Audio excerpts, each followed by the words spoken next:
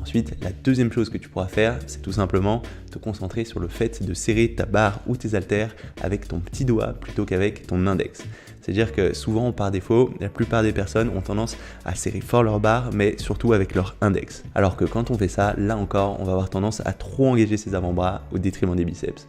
Donc pour essayer d'éviter ça, ce qu'on va faire, c'est au contraire se concentrer sur ta poigne au niveau de ton petit doigt.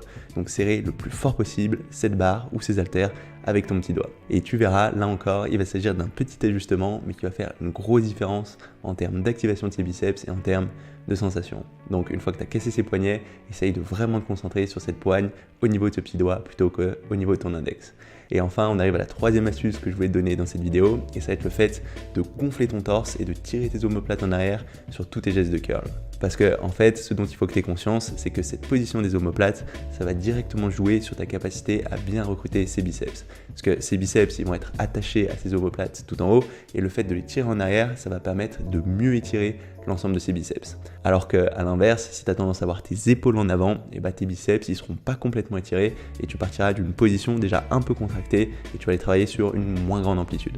Parce que ce qu'il faut garder en tête, c'est qu'en musculation, on essaye d'avoir un étirement maximum et une contraction maximum du muscle qu'on veut cibler avec la charge la plus lourde possible sur ce geste.